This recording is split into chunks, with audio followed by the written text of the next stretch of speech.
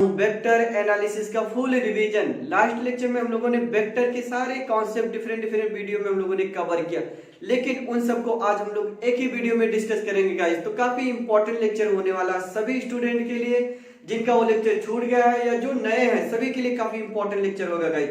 तो चलिए guys, topic start करने से पहले अगर आप मेरे चैनल पे नए हैं तो प्लीज सब्सक्राइब करके बेल आइकन को प्रेस कर लीजिए, ताकि जो भी टॉपिक का वीडियो मैं अपलोड करूं उसका नोटिफिकेशन सबसे पहले आपको मिले। और हाँ, अपने फ्रेंड के साथ जरूर शेयर करिएगा ताकि इसका फायदा उनको भी मिल सकेगा।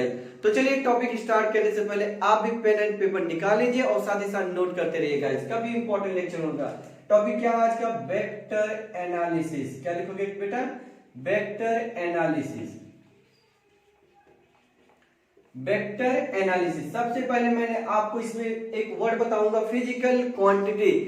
There are many physical quantity exist in nature, यानी इस ब्रह्मांड में बहुत सारी भौतिक राशियां, वो कैसे फुलफिल होती है वो सबसे पहले आपको आना चाहिए गाइस। तो पहले आप लिखोगे फिजिकल क्वांटिटी। क्या लिखोगे बेटा? फिजिकल क्वांटिटी, जिन्हें हिंदी में बोलते हैं भौतिक राशि। क्या बोलते हैं? भौतिक राशि। इसको मान लो मैंने Q से डिनोट कर लिया। किससे डिनोट किया? Q से। ये होता मैग्नीट्यूड इनटू यूनिट। क्या लिखोगे? Magnitude into unit. Magnitude into unit. क्या लिखा हमने? Magnitude into unit. इसका मतलब कोई भी भौतिक राशि है, परिमाण हो और यूनिट हो तभी वो फुलफिल होगा, वही मीनिंगफुल होगा, अदरवाइज वो मीनिंगलेस है। ये बात समझना चाहिए आपको। यानी इसे भौतिक राशि बराबर परिमाण इंटू इकाई लिखोगे। परिमाण इंटू इकाई। सपोज करो मैंने इसको Q से ही लिखा और इसको N से रिप्रेजेंट कर लिया एंड यूनिट को किससे रिप्रेजेंट किया? U से रिप्रेजेंट कर लिया। यानी इनका ये भी समझना आप लोग कि इनका जो प्रोडक्ट होता है हमेशा क्या होता है? कांस्टेंट होगा। क्या होगा बेटा? कांस्टेंट होगा। इसका मतलब ये होगा अगर इनमें से यूनिट इंक्रीज होगा तो मैग्नीट्यूड इसका क्या होगा? डिक्रीज होगा। यानी ये बात आपको ये समझना चाहिए कि N इंटू यू का प्रोडक्ट हमने क्या बोला आपसे कि ये कांस्टेंट होगा। क्या होगा बेटा? कांस्टेंट होगा। दैट मींस ये आप लिख सकते हो N inversely proportional to 1 upon U। इसका मतलब अभी समझ में आ गया। अगर यूनिट इंक्रीज होगा तो मैग्नीट्यूड क्या होगा? डिक्रीज होगा। जैसे एग्जांपल से मैं आपको समझाऊं, फॉर एग्जांपल जैसे सपोज करिए मैंने डिस्टेंस ले लिया बेटा। क्या ले लिया? Distance equal to 20 kilometre. अभी देखो फुलफिल है 20 किलोमीटर, यानी 20 आपने चला किलोमीटर, यानी किलोमीटर 1 किलोमीटर के कितना टाइम्स आपने चला? 20 टाइम। समझ में आ रहा है? यानी अभी देखो आप खुद ही ऐसा ऑब्जर्व करो, मैंने आपसे बोला आई ट्रेवल 20। क्या 20 मीटर, किलोमीटर, सेंटीमीटर, फीट, क्या चला आपने? नहीं क्लियर हो रहा। मैंने इतना मीटर ट्रेवल किया, कितना? देखो मीनिंगलेस अभी। यस, अगर मैंने आपको बोला I travel 20 kilometre, that fulfil हो गया ना कि 20 किलोमीटर आपने चला। यानी इन दोनों का होना कंपलसरी है, जरूरी है। यहाँ पे मैंने बोला इनका प्रोडक्ट हमेशा क्या होगा? कांस्टेंट होगा। दैट मींस एक बढ़ेगा तो दूसरा घटेगा। यानी 20 1 किलोमीटर बराबर क्या होता है? 1000 मीटर। 1 किलोमीटर बराबर 1000 मीटर। तो आप लिख लो 1000 मीटर, यानी 1000 मीटर।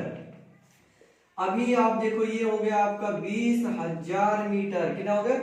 20,000 मीटर। यानी मीटर, किलोमीटर से मीटर, यानी छोटी यूनिट में आ गए तो मैग्नीट्यूड देखो भागता हुआ जा रहा है। एक मैग्नीट्यूड बड़ा हो गया और ये चीज क्या हो गई? छोटी हो गई। और भी आगे चलना चाह रहे हो तो देखो 1 metre equal to 100 centimetre. 2 zero को और बढ़ा लो। आप क्या करोगे? 2 जीरो को और बढ़ा लो। तो ये देखो ये चीज बड़ी होती जा रही है, ये चीज छोटी होती जा रही है। लेकिन आप किसी से बोलो कि मैंने इतना सेंटीमीटर ट्रेवल किया हूं या इतना मीटर ट्रेवल किया हूं या इतना किलोमीटर ट्रेवल किया हूं, वो क्या बोलेगा? सब तो सेम ही है। क्या है? सब सेम है। यही तो मैंने लिखा था आपका कि इनका प्रोडक्ट हमेशा क्या होगा? कांस्टेंट होगा। हमेशा नियत रहेगी, कभी चेंज नहीं होने वाला, चाहे घटे बढ़े, है ना? वो हमेशा क्या होगा? कांस्टेंट होगा। ये आप अच्छे से नोट कर लो इनको, आगे भी बात करते हैं हम लोग। ठीक है, तो अभी तो हम लोग को समझ में आया। सबसे पहले फिजिकल क्वांटिटी आना चाहिए सभी को आना चाहिए। ऐसा नो? Yes yes guys. चलो ठीक है, इसको अच्छे से नोट करते रहो। बहुत इंपॉर्टेंट लेक्चर होने वाला गाइस सभी के लिए। जिनका वो छूट गया लेक्चर उनके लिए, जो नए सभी के लिए होगा गाइस ये। तो देखो अभी physical quantity categorise in three parts में लोग डिवाइड के लिए फोर्थ बोल लो, या जनरली आप लोग टू ही याद रखते हो। क्या क्या याद रखते हो? Types of physical quantity. तो आप पहला लिखते हो आप लोग स्केलर क्वांटिटी। क्या लिखते हो बेटा? Scalar quantity. स्केलर क्वांटिटी यानी स्केलर क्वांटिटी को हिंदी में क्या बोलते हो? अदिश राशि। अदिश राशि हैव ओनली मैग्नीट्यूड। क्या लिखोगे? Have only magnitude. यस और नो? यस। हैव ओनली ट्यूड यानी this physical quantity do have magnitude not direction, है ना? इसका स्केलर क्वांटिटी मैं यहां पे लिख दे रहा हूं, which physical quantity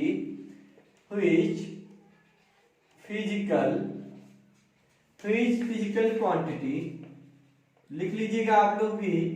which physical quantity do not have direction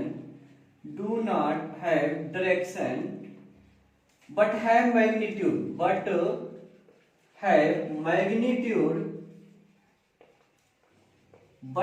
magnitude यानी वह भौतिक राशियां जिनको मापने के लिए केवल परिमाण की आवश्यकता होती है, दिशा की नहीं। ऐसे भौतिक राशियों को हम लोग क्या बोलते हैं? अदिश राशि बोलेंगे। फॉर एग्जांपल ले लो, जैसे सपोज करिए डिस्टेंस। क्या ले लो? डिस्टेंस ले लीजिए आप, वर्क ले लो, टाइम ले लो, है ना, स्पीड ले लीजिए, ईटीसी, है ना। ये सारी चीजों को मेजर करने के लिए डायरेक्शन की कोई नीड नहीं होती है, सिर्फ क्या होती है? मैग्नीट्यूड का। जैसे सपोज करिए कोई बंदा 20 मीटर ट्रेवल किया और फिर उसके बाद 30 मीटर ट्रेवल किया, तो टोटल उसने कितना मीटर ट्रेवल किया? 50 मीटर। समझ में आ रहा है? डायरेक्शन की कोई नीड नहीं, डायरेक्ट ऐड कर लो ऐसे क्वांटिटी को। और इसमें आप समझना थोड़ी सी चीज, है ना।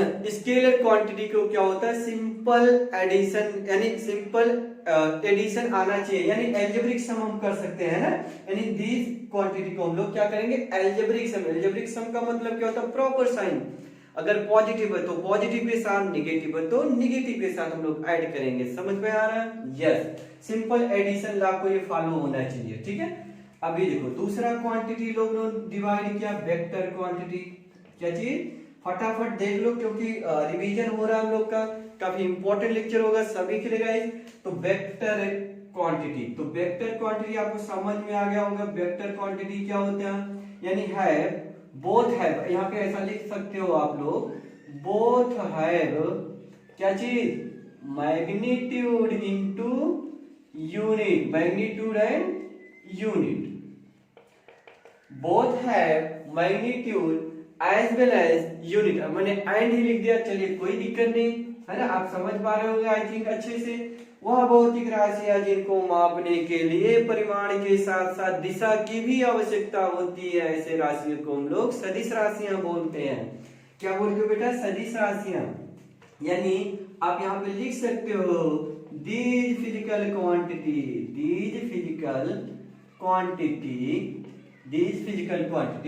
do have direction as well as magnitude। क्या लिखोगे? as well as magnitude, है ना। मैंने इतना लिख दिया। This physical quantity do have direction as well as magnitude is called vector quantity। For example यहाँ पे ले लो, एग्जाम्पल की बात करें हम लोग, डिस्प्लेसमेंट लिया जा सकता है, acceleration, velocity and so on आप लिख सकते हो, ठीक है। डिस्प्लेसमेंट, एक्सेलरेशन, वेलोसिटी ईटीसी, ठीक है। फोर्स भी, ये सारी चीजों को हम लोग वेक्टर क्वांटिटी बोलते हैं। आप समझ में आ गया कि वेक्टर क्वांटिटी वह क्वांटिटी होती है जिनको मापने के लिए परिमाण के साथ साथ दिशा की भी आवश्यकता होती है, इन्हें हम लोग वेक्टर क्वांटिटी बोलेंगे। समझ में आ रहा है? यस। इसमें एक बात ये भी लिख सकते हो, ओबे वेक्टर सिंपल एडिशन लॉ। इसमें आप लिख लेना एक नोट्स करके, तभी देखो इतने से बात नहीं बन पाती है, क्योंकि देखो करंट वेक्टर क्वांटिटी होती है।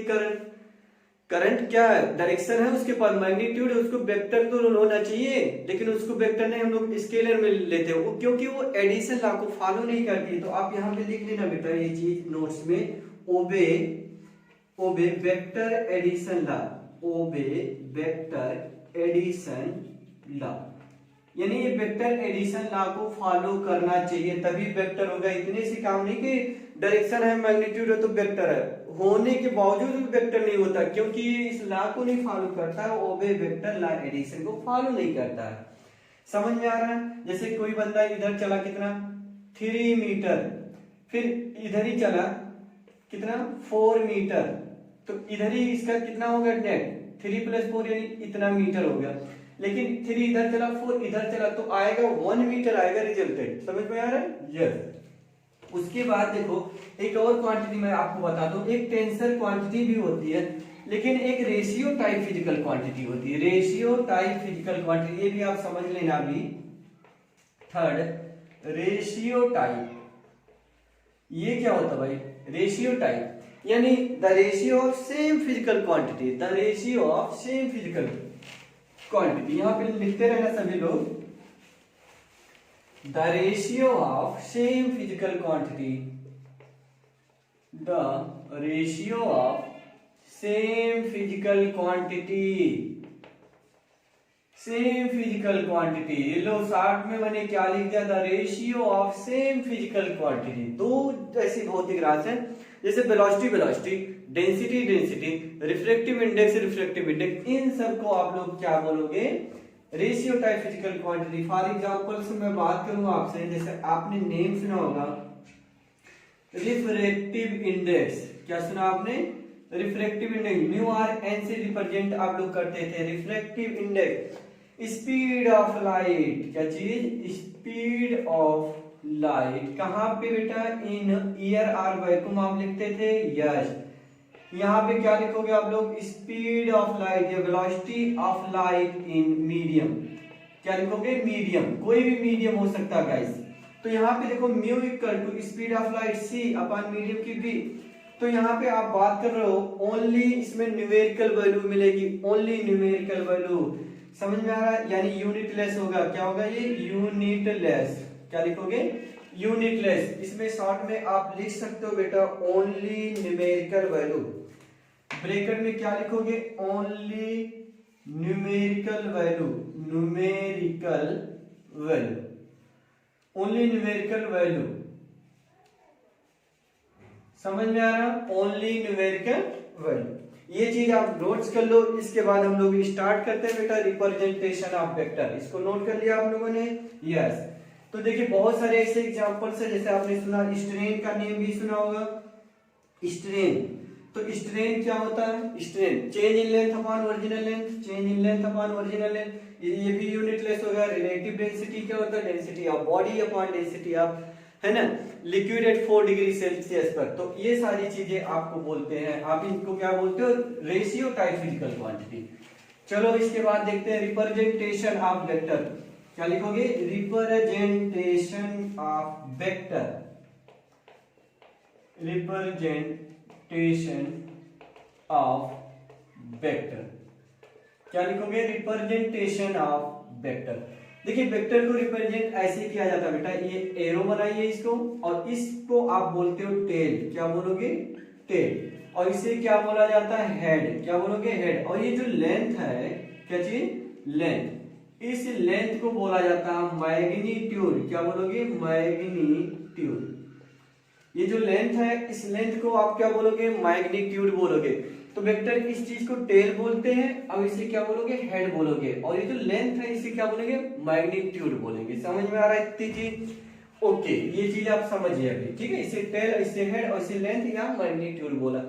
इसके बाद देखिएगा टाइप्स ऑफ वेक्टर। क्या आएगा? Types of vector. इसके बाद मैंने आपको सिखाया था guys type of vector. Type of vector, type of vector सबसे पहले मैं आपको सिखाता हूं गाइस इक्वल वेक्टर क्या होते हैं। क्या चीज? Equal vector. इक्वल वेक्टर का मतलब है same magnitude and same direction. Equal vector पहला आप ये लिख लेना, equal vector. Equal vector, equal vector में क्या लिख सकते हो? है same magnitude, same magnitude and same direction, and same direction. Direction भी सेम हो और उसका मैग्नीट्यूड भी सेम हो, तो ऐसे वेक्टर को हम लोग बोलेंगे इक्वल वेक्टर। फॉर एग्जांपल ये देखो ए वेक्टर है, इसकी डायरेक्शन इधर है, एंड बी वेक्टर भी इधर ही है, ये देखो बी वेक्टर, ये वेक्टर को हम लोग क्या बोलेंगे इक्वल वेक्टर। जैसे फॉर एग्जांपल कोई वेलोसिटी ए है, ए की वेलोसिटी है 5 मीटर पर सेकेंड, वो भी किधर ईस्ट, एंड बीबी की वेलोसिटी जो है बेटा ये भी 5 मीटर पर सेकेंड है, वो भी किधर है ईस्ट। तो ऐसे वेक्टर को आप लोग बोलोगे इक्वल वेक्टर, यानी जिसका परिमाण और दिशा दोनों समान हो तो ऐसे को इक्वल वेक्टर बोला जाता है। अनइक्वल वेक्टर क्या बोलोगे, अनइक्वल वेक्टर मैग्नीट्यूड चाहे सेम हो या उसकी डायरेक्शन सेम हो, है ना, तो अनइक्वल वेक्टर आप लिख सकते हो अनइक्वल वेक्टर। अनइक्वल वेक्टर में कोई जरूरी नहीं है कि मैग्नीट्यूड ही मैग्नीट्यूड से हो, मैग्नीट्यूड डिफरेंट हो लेकिन डायरेक्शन क्या हो सेम हो, एक चीज उसमें सेम कर लो चाहे जो। तो देखो अनइक्वल वेक्टर जैसे सपोज करो बी ए हमने लिख लिया 5 मीटर पर सेकेंड ईस्ट, ठीक है, एंड बी बी वेक्टर लिख लिया बेटा 5 मीटर पर सेकेंड किधर, आप लिख लो नॉर्थ, मान लो हमने लिख लिया नॉर्थ, ठीक है, तो नॉर्थ। तो ये देखो अनइक्वल वेक्टर हो गया, एक इधर जा रहा है किधर ईस्ट आ रहा और एक किधर जा रहा नॉर्थ जा रहा, तो इसे बोलते हैं अनइक्वल वेक्टर। क्या बोलोगे अनइक्वल वेक्टर, समझ में आ गया। ओके, इसके बाद देखिएगा कोप्लेनर वेक्टर, क्या चीज कोप्लेनर वेक्टर। कोप्लेनर वेक्टर क्या होते हैं, यानी दो वेक्टर एक ही प्लेन में लाई करे। जैसे सपोज करो ये वेक्टर हमने ले लिया, एक वेक्टर ये एक वेक्टर ये, तो इस पे अगर हम कोई प्लेन ड्रा करेंगे, देखो कोई प्लेन इस पे रखेंगे तो देखो इसी पे लाई कर रहा है, यस समझ में आ रहा है। चाहे ऐसे कर लें तो ये भी देखो इसी प्लेन में लाई कर रहा, तो ऐसे टू वेक्टर को हम लोग बोलते हैं कोप्लेनर वेक्टर। अगर मोर देन 3 वेक्टर है, जैसे सपोज करिए एक वेक्टर ये ले लिया एक वेक्टर ये लिया, तो इसमें कोई रखेंगे तो ये देखो ये तो नहीं लाई कर रहा ना, तो ये नॉन कोप्लेनर हो गया, क्योंकि ये देखो इस पे प्लेन ड्रा कर रहे हैं, ये बाहर आ जा रहा है, इस पे नहीं लाई कर पा रहा है, ठीक है। तो देखो may be may not be, कोई जरूरी नहीं है कि करे या ना करे। अगर ऐसा किया तो देखो इस पे 3 के तीनों आ जाएंगे, अभी तो कोप्लेनर हो गए। लेकिन ऐसे किया था कोई भी प्लेन ड्रा करेंगे तो वो बाहर हो जा रहा है, इधर ड्रा करेंगे हम लोग तो ये बाहर हो जा रहा है, समझ में आ रहा है। तो 3 वेक्टर हो भी सकते हैं नहीं भी हो सकते कोप्लेनर वेक्टर, समझ में आ रहा है। ओके, इसके बाद मैंने आपको बताया था कॉन्ग्रुएंट वेक्टर, क्या चीज कॉन्ग्रुएंट वेक्टर। ये कॉन्ग्रुएंट वेक्टर क्या होते हैं, जैसे 2 और मोर देन 2 वेक्टर है ना, इंटरसेक्ट सेम पॉइंट या निकल रहे हैं एक ही पॉइंट से। जैसे सपोज करिए पॉइंट है, इधर से एक वेक्टर ए है, इस पॉइंट से इधर भी जा रहा है कौन बी वेक्टर, इधर सपोज करो आ रहे हैं सी वेक्टर, तो इस पॉइंट को क्या बोलेंगे कॉन्ग्रुएंट वेक्टर। क्या बोलोगे कॉन्ग्रुएंट वेक्टर, क्योंकि एक ही पॉइंट से बहुत सारे वेक्टर पास हो रहे हैं ना, तो ऐसे को क्या बोलोगे कॉन्ग्रुएंट वेक्टर, ठीक है। लीनियर वेक्टर क्या होते हैं, लीनियर वेक्टर, ये सारी चीजें मैंने ऑलरेडी आपको दिखा दिया था guys. Linear vector, linear vector यानी 2 vectors lie in same line, same line, lie in same line, क्या लिखोगे लाई इन सेम लाइन। जैसे ये देखो ये ए वेक्टर है, इसी लाइन में आपका बी वेक्टर भी लाई कर रहा है, तो ऐसे वेक्टर को आप बोलोगे, क्या बोलोगे बेटा लीनियर वेक्टर। क्या बोलोगे लीनियर वेक्टर। अब ऐसे भी हो सकते हैं पैरेलल वेक्टर हो सकते हैं, एंटी पैरेलल वेक्टर हो सकते हैं, जीरो वेक्टर होते हैं। जीरो थोड़ा इंपॉर्टेंट से समझ लेना आप, देखो जीरो वेक्टर और नल वेक्टर बोलते हैं, जीरो वेक्टर और नल वेक्टर, इनका काफी इंपॉर्टेंस होता है बेटा। जीरो वेक्टर का मतलब है zero magnitude, magnitude zero but direction कुछ ना कुछ होगी, ठीक है। तो जीरो मैग्नीट्यूड यानी मैग्नीट्यूड इसका क्या होगा जीरो होगा, मैग्नीट्यूड क्या लिखेंगे जीरो, मैग्नीट्यूड क्या लिखोगे जीरो। इसको रिप्रेजेंट ऐसे किया जाएगा बेटा जीरो और फिर वेक्टर लिखेंगे। आप ऐसे जीरो नहीं लिखा जा सकता है, आप इस पे जीरो वेक्टर लिखोगे। क्या लिखोगे जीरो वेक्टर हम लोग लिखेंगे। तो ये रहे different types of vector. Types of vector तो पूछे नहीं जाते बट हम लोग को नॉलेज के लिए तो आना चाहिए, काफी इंपॉर्टेंस होता है टाइप्स ऑफ वेक्टर। इसके बाद मैं आपको स्टार्ट करता हूं बेटा एडिशन ऑफ वेक्टर। क्या दिखाऊंगा एडिशन ऑफ वेक्टर। चलिए देखिए एडिशन ऑफ वेक्टर। तो एडिशन ऑफ वेक्टर सभी लोग नोट करिए, addition of vector, addition of vector. तो एडिशन ऑफ वेक्टर में सबसे पहले मैं आपको सिखाऊंगा ट्रायंगल रूल। ट्रायंगल रूल तो ट्रायंगल रूल में सपोज करिए एक वेक्टर हमने ये ले लिया ए वेक्टर, और ये आपका है क्या चीज, b vector. A vector and B vector, या सिंपल ऐसा आप समझो, एक वेक्टर में ऐसे बना लिया बेटा, ये ए वेक्टर है एंड ये आपका क्या है, बी वेक्टर है। ये ए वेक्टर और ये बी वेक्टर, तो इनका जो रिजल्टेंट आएगा यानी आर वेक्टर इक्वल टू, आप क्या लिखोगे, r vector equal to A vector plus के बी वेक्टर। तो ट्रायंगल रूल को ऐसा लिख सकते हो, resultant r vector equal to A vector plus b vector. एक छोटी सी और बात मैं पहले इसमें आपको करूं कि एंगल जो होता है ऑलवेज मेजर करेंगे टेल टू टेल, यानी tail to tail rule measure की जाती है। जैसे सपोज करो एक वेक्टर ये ए है और ये एक बी वेक्टर है, इनके बीच जो एंगल है यही हम लोग मेजर करेंगे। समझ पे आ रहे हैं, यानी इसको हम एंगल को ले लेंगे। लेकिन अगर ये एक वेक्टर ये होता और ये सपोज करो आपका दूसरा वेक्टर ये बी होता, क्या चीज, बी वेक्टर होता, और ये एंगल सपोज करिए सबटेंस कर रहा थीटा वेक्टर, तो क्या मैं इस थीटा को ले पाऊंगा, नहीं ले पाऊंगा, क्योंकि दोनों वेक्टर का टेल क्या नहीं है, कॉमन नहीं है। टेल कॉमन होगा तभी एंगल हम लोग मेजर करेंगे, अदरवाइज हम मेजर कर ही नहीं पाएंगे, है रॉन्ग हो जाएगा तुरंत। यानी वेक्टर को हम लोग शिफ्ट कर सकते हैं आगे पीछे, वेक्टर को हम क्या कर सकते हैं, शिफ्ट कर सकते हैं, यानी बी वेक्टर को उठा के इधर कर सकते हो। यानी वेक्टर, यहाँ पे एक चीज लिख लेना आप लोग, vector can shifted itself parallel to itself, यहाँ पे लिख सकते हो आप लोग पैरेलल टू इटसेल्फ,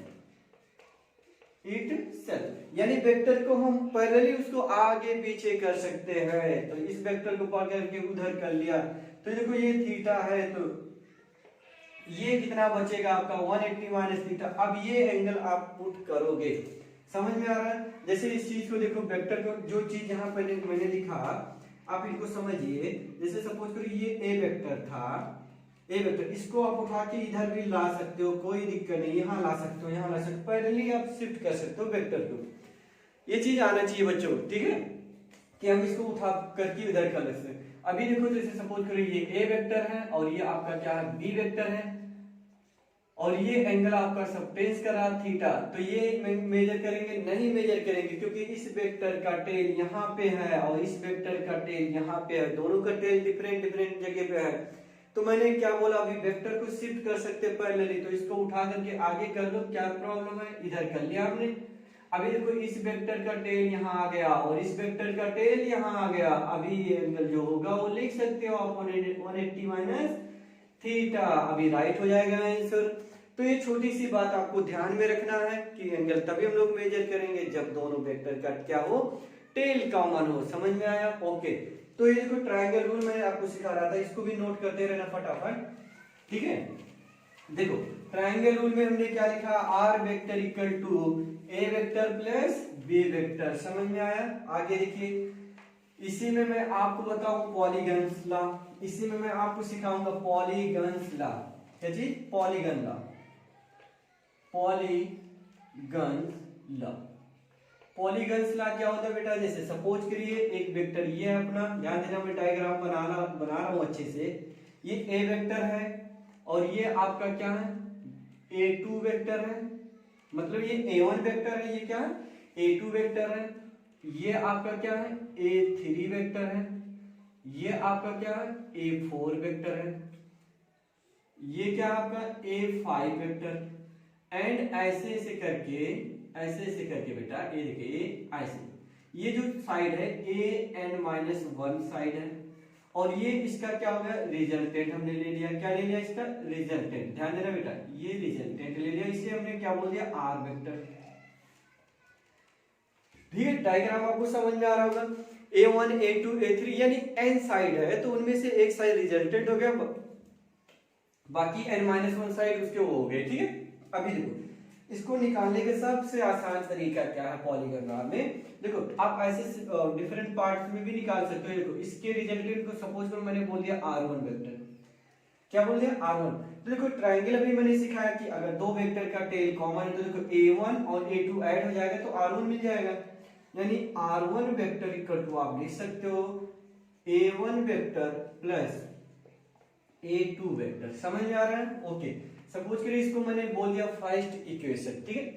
अभी देखो ये चीज मिल गया हम लोग को, अगर इसको मैं ज्वाइन कर लूं, ये देखिए ये ज्वाइन कर लिया, इसे हमने बोल दिया R2 वेक्टर। क्या बोल दिया?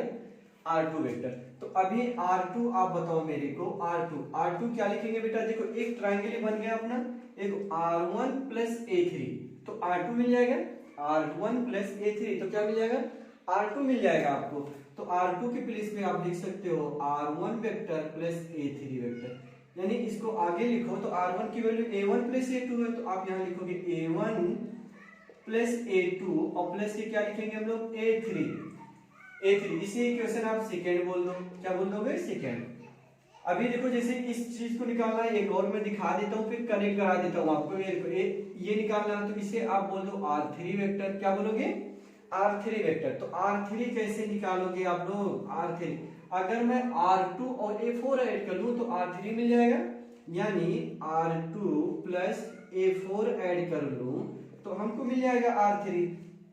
तो अभी बताओ R2 की वैल्यू ये पूरी है, उठा के यहाँ पे रिप्लेस कर लो, A1 vector plus A2 vector plus A3 vector और प्लस के A4 वेक्टर। इसे इक्वेशन मर्जी हो थर्ड दे दो आप, थर्ड।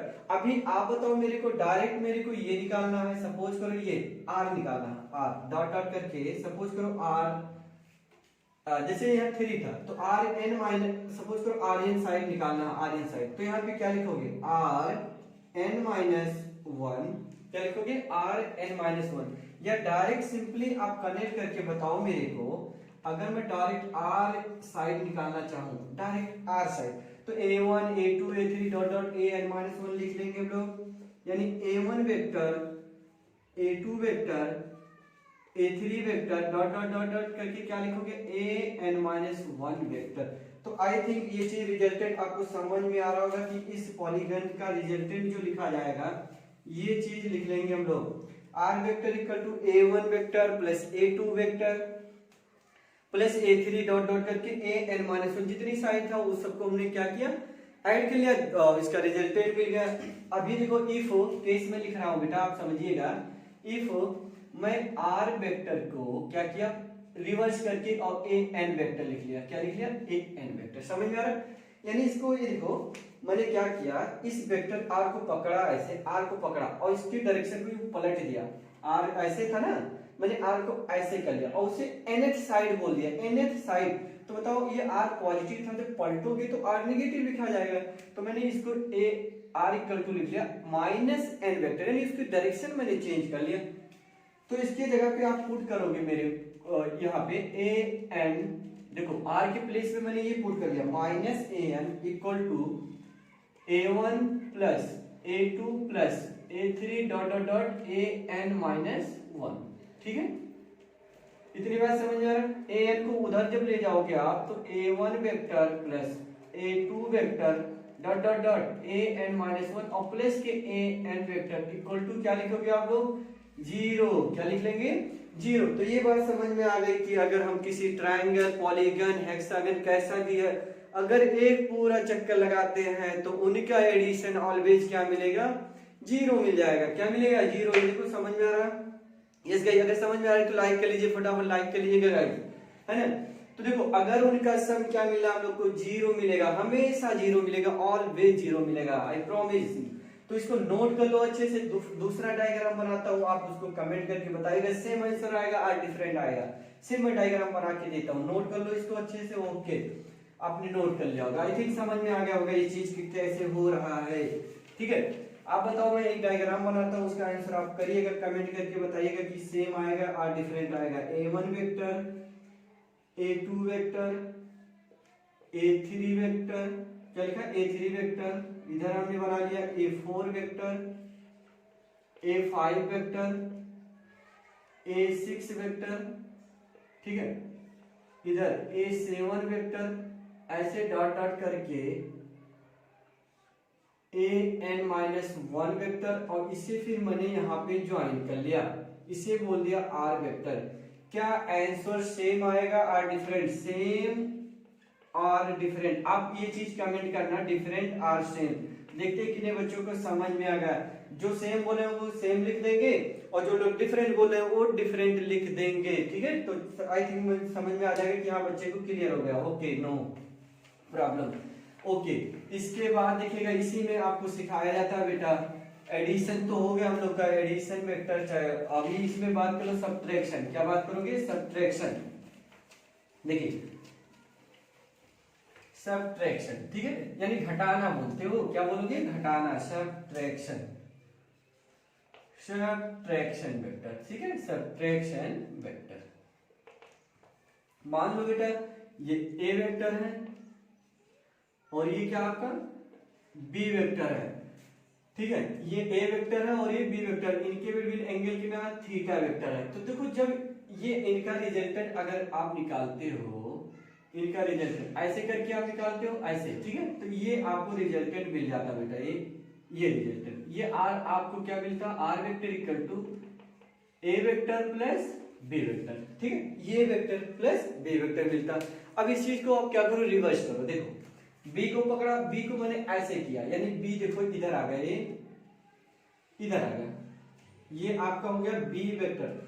माइनस बी वेक्टर लिखोगे। क्या लिखोगे? माइनस बी वेक्टर, बिकॉज वो डायरेक्शन आपने चेंज कर दिया, डायरेक्शन उधर थी आपने इधर कर लिया, तो डायरेक्शन क्या किया? रिवर्स किया। अभी बताओ इनका जो रिजल्टेंट आप निकालोगे, तो रिजल्टेंट ऐसे करके निकालोगे। यस, ये थीटा था, तो ये एंगल आप लोगे ना, ये ए एंड बी के बिटवीन ये एंगल काम आएगा क्योंकि टेल ये हो गया। ठीक है, अब ये एंगल आप यूज करोगे 180 माइनस थीटा, तो इसका जो रिजल्टेंट आएगा, रिजल्टेंट क्या लिखोगे आप? A vector plus b vector, a vector plus b vector, लेकिन बी है कितना? Minus b vector. क्या चीज? Minus b vector. तो वेक्टर का सब्ट्रैक्शन ऐसे निकाला जाएगा, r vector equal to plus a plus फिर a plus minus b vector, ऐसे आप निकाल लोगे। Clear guys? यस, वेक्टर का घटाना ऐसे किया जाता है। नोट कर लो इसको, आगे देखिए। इसके बाद देखो इनकी थोड़ी सी प्रॉपर्टी आप देख लो, कम्यूटेट कर रहा है नहीं कर रहा है ना, एसोसिएटिव लॉ को फॉलो कर रहा है नहीं कर रहा है, ये सारी चीजें प्रॉपर्टी में थोड़ी सी चीज देख लो आप। प्रॉपर्टीज क्या लिखोगे? प्रॉपर्टीज। पहला मैं आपको सिखा दूं commutative law. Commutative law, commutative law क्या होता है? जैसे सपोज करो आप ए वेक्टर और इधर आपने बना लिया बेटा बी वेक्टर, इसके पैरेलल आप एक पैरेललोग्राम बना लो पैरेलल करके। ठीक है, तो आप बताओ अगर मैं ये रिजल्टेंट निकालूं, ये चीज, ये आर वेक्टर, तो बताइए मेरे को आर वेक्टर इक्वल टू क्या लिखा जा सकता है? ये तो ए वेक्टर और ये पैरेलल है बी के, तो ये भी हो जाएगा बी वेक्टर। तो यहाँ पे आप बताइए मेरे को r vector equal to a plus b vector. देखो a vector plus b vector, पहले मैं यहाँ पे मेरे को पहुंचना है, तो ए बी ऐसे चले तो वहां पहुंच जाएंगे। लेकिन अगर मैं ऐसे चलूं बेटा बी और प्लस ए, तब भी तो यहाँ पे हम लोग पहुंच जाएंगे इस पॉइंट पे। देखो इस पॉइंट पे मेरे को पहुंचना है, तो पहले ए में चला फिर बी में चला, उस जगह पे पहुंच गया। या ऐसे चलूं तब भी तो वहां पहुंच जाऊंगा, यानी मैं पहले बी चलूं फिर ए चलूं तब भी वहां पे पहुंच जाएंगे हम लोग। तो देखो चाहे मैं ए प्लस बी लिखूं या बी प्लस ए लिखूं, दोनों एक ही बात है, एक इक्वल आएंगे, ऑलवेज आएंगे। इसी लॉ को बोलते हैं कम्यूटेटिव लॉ। कम्यूट कर रहा है, समझ में आ रहा? ओके, दूसरा लिखिए एसोसिएटिव लॉ। क्या लिखोगे? Associative law. यहाँ पे लिखिएगा, आप नोट करते रहिए, फटाफट नोट्स अच्छे बनाइएगा वेक्टर के। वेक्टर क्या क्या पूरी फिजिक्स हम लोग 11th स्टैंडर्ड की पूरी फिजिक्स हम लोग ऐसे ही शॉर्ट बात करेंगे। पहले हम लोग लाइव आएंगे, लाइव में पूरा एक डिटेल्स में डिस्कशन करेंगे, उन सब का एक शॉर्ट नोट्स की तरह हम लोग वीडियो भी प्रोवाइड करेंगे, वो लेक्चर पूरा कंप्लीट होने के बाद गाइस। तो काफी इंपॉर्टेंट चीजें आपको नॉलेज मिलती रहेगी, आपका 11th एकदम प्रिपरेशन हो जाएगा फुल जेई लेवल तक के। ठीक है गाइस, एंड नीट का भी एकदम सपोज करिए कंप्लीट आपको रिवीजन मिलेगा गाइस। ठीक है, दूसरा आप लिखोगे एसोसिएटिव लॉ। एसोसिएटिव लॉ ये क्या होता है? हिंदी में बोलते हैं साहचर्य नियम। क्या बोलते हो? साहचर्य नियम। साहचर्य नियम क्या होता है बेटा आप समझ लो। पहले जैसे a प्लस बी लिखा, फिर c मैंने लिखा, इसको मैं ये भी लिख सकता हूं a और फिर b प्लस सी, बात एक ही है ना। आप a प्लस बी को पहले जोड़ लो, फिर c को उसमें जोड़ो, या मर्जी हो, पहले b प्लस c को ले लो, फिर a को जोड़ लो। तो ऐसे नियम को बोलते हैं साहचर्य नियम। क्या बोलते हो? साहचर्य नियम। तो चलो देखते हैं साहचर्य नियम में क्या करना है, क्या नहीं करना है गाइस, फटाफट देखो।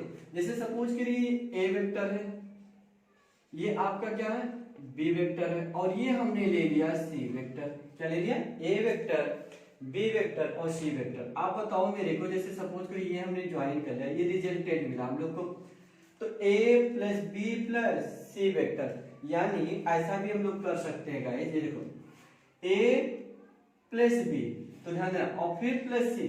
तो पहले हमने a प्लस बी जोड़ा, फिर उसके साथ किसको ले लिया, c को ले लिया। या मैं ये भी तो कर सकता था पहले, ध्यान देना बेटा, ये भी तो हम लोग कर सकते थे। ये देखिए, इसको मैंने इरेज किया, पहले मैं ये भी तो ले सकता था b प्लस सी। क्या ले सकता था? b प्लस सी। उसके बाद मैंने a को भी, देखो b प्लस सी ये मिल गया हम लोग को, फिर a ऐड कर लूं तो r मिल जाएगा, यस। तो a भी ऐड कर सकते हैं। तो इस नियम को बोलते हैं साहचर्य नियम। क्या बोलते हैं? साहचर्य नियम। समझ में आया? ओके, नोट कर लो अच्छे से, साहचर्य नियम। इसके बाद मैं आपको दिखाने जा रहा हूं पैरेललोग्राम लॉ। पैरेललोग्राम लॉ, उसको कैसे ऐड करते हैं, काफी इंपॉर्टेंट टॉपिक है सभी के लिए गाइस। देखिए, आप इसको नोट करते रहो फटाफट। Parallelogram law, parallelogram law.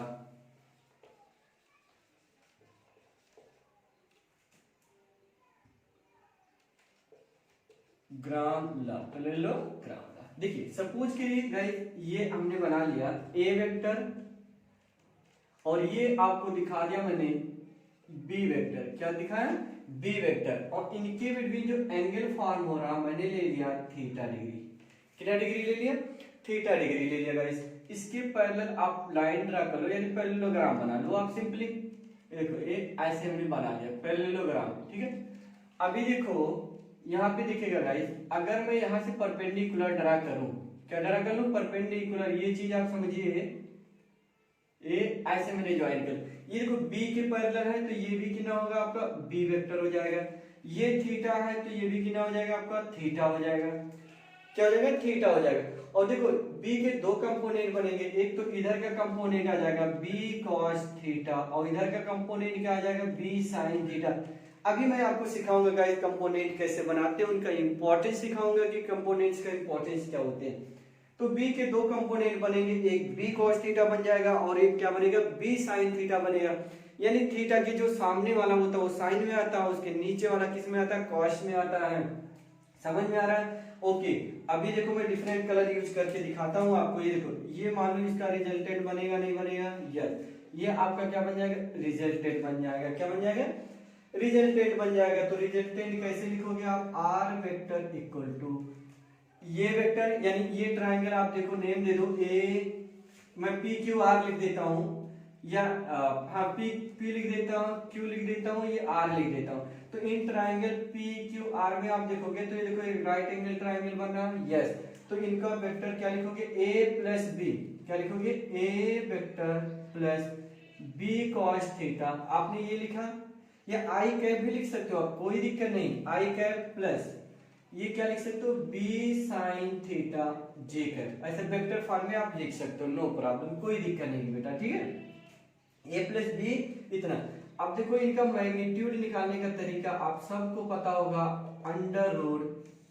Under root क्या लिखते हो, i के कोफिशिएंट का स्क्वायर, यानी i का कोफिशिएंट क्या बेटा, b a plus b cos theta इनका स्क्वायर, प्लस j के कोफिशिएंट का स्क्वायर, j का कितना है, b sin थीटा का स्क्वायर। क्या चीज, b sin थीटा का स्क्वायर। आपने वहां पे लिखा b sin थीटा का स्क्वायर। अभी बताओ, under root a plus B का होल स्क्वायर क्या होता है। जिन लोगों को नहीं याद हो वो लोग याद कर लेना आज से, क्योंकि फिजिक्स पढ़ रहे हो, विदाउट मैथ फिजिक्स इनकम्प्लीट है।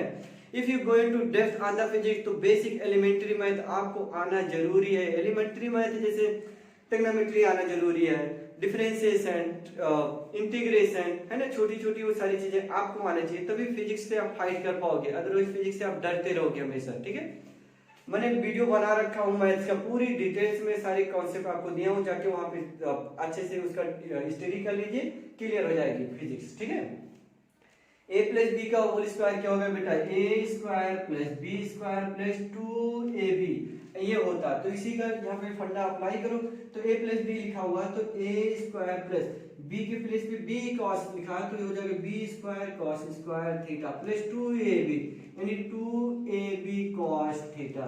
ओके, इसका क्या लिखोगे b square sine square theta. अभी फर्दर सिंप्लीफाई करो, a स्क्वायर प्लस देखो b cos square b square sine, तो आप यहाँ से b स्क्वायर कॉमन ले लोगे तो आपको मिल जाएगा cos square theta plus sine square theta, ये मिला आपको। ओके ओके ठीक, यहाँ पे ये बचा हुआ अभी 2ab cos थीटा। अभी ये भी याद रखना आप लोग, ट्रिग्नोमेट्री में मैंने ये भी बता रखा था कि sine square theta plus cos square theta की वैल्यू ऑलवेज कितना मिलती है, 1 मिलती है बच्चे। तो देखो r vector r equal to हम लोग को एक अच्छा सा सुंदर सा प्यारा सा रिजल्ट मिला, a square plus b square plus 2ab cos theta. इस चीज को आप याद रखोगे हमेशा के लिए। किसी भी दो वेक्टर का रिजल्टेंट निकालने का फार्मूला आपके सामने आ गया, अंडर रूट यानी r वेक्टर इक्वल टू क्या लिखा आपने, under root a square plus b square plus 2ab cos theta. क्या मिला, 2ab cos theta. And angle भी निकालना होगा, एंगल निकालने के लिए आप क्या लगाओगे, tan थीटा। tan थीटा क्या होता है, अपोजिट अपॉन एडजेसेंट यानी परपेंडिकुलर अपॉन बेस। परपेंडिकुलर कितना है, b sin थीटा, कितना बेटा, b sin theta upon a plus b cos theta. क्या लिखा है, a plus b cos theta. ये बात समझ में आ रही, tan theta equal to b sin theta upon a plus b cos theta. किसी भी रिजल्टेंट निकालने का ये और एंगल निकालने का वो फार्मूला यूज करेंगे हम लोग। ठीक है, आप इनको अच्छे से नोट कर लो। इसमें थोड़ा सा मैं केसेस दिखाता हूँ आपको ताकि और अच्छे से इसको क्लियर हो जाए। आप नोट करिए इसको। ओके, नोट कर लिया होगा आई थिंक, साथ ही साथ नोट कर रहे हो आप। अच्छा ठीक है, गुड गुड, आप पढ़ रहे हो अच्छे से। ठीक है, इफ देखो पहला केस ये ले लिया, if theta equal to 0 degree. क्या ले लिया, theta equal to 0 degree. Theta equal to 0 degree लेने का मतलब दोनों वेक्टर एक ही लाइन में है, यानी लाइन लीनियर वेक्टर हो गए ना, यानी इसका मतलब ये हो गया इफ थीटा 0 डिग्री, यानी मतलब ये वेक्टर और ये जो बी वेक्टर है दोनों एक ही लाइन में है। दोनों क्या है, एक ही लाइन में, दोनों के बिटवीन एंगल कितना बना, 0 डिग्री बना। इसका मतलब r equal to under root a square plus b square plus 2ab cos 0। cos 0 की वैल्यू कितनी होती है, 1। ये भी मैं लिख दे रहा हूं अगेन, cos 0 की वैल्यू कितनी होती है, 1। तो आप बताओ r equal to under root a square plus b square plus 2ab। cos 0 की 1 हो गई तो 2ab, तो अंदर लिखा हुआ बेटा a प्लस b का होल स्क्वायर।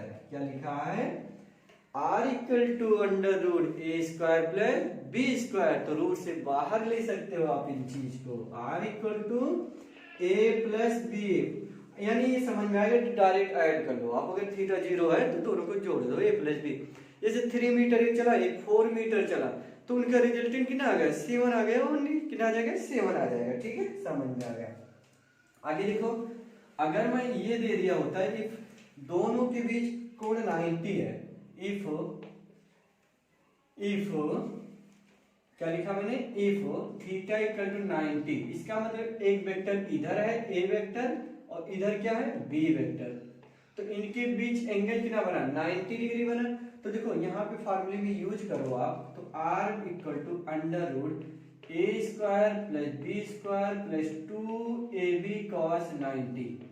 और cos 90 की वैल्यू कितनी होती है, cos 90 की वैल्यू 0 डिग्री। क्या होती है, 0 डिग्री। तो r equal to under root a square plus b square, और ये 0 हो जाएगा, यानी रिजल्टेंट सिर्फ इतना मिल जाएगा आपको, r equal to under root a square plus b square आपको मिल जाए। तो ऐसे भी आपको पता ही है बेटा कि अगर ये ऐसे, तो इनका रिजल्टेंट निकालोगे तो under root a square plus b square तो मिलेगा। जैसे ये देखो, ये 3 है और ये 4 है, ये 4 है, कितना है 4, तो ये अंडर रूट 3 का स्क्वायर 4 का स्क्वायर 9 8 25 5 ही तो लिखोगे आप, वो चीज यही तो बता रहा है आपको।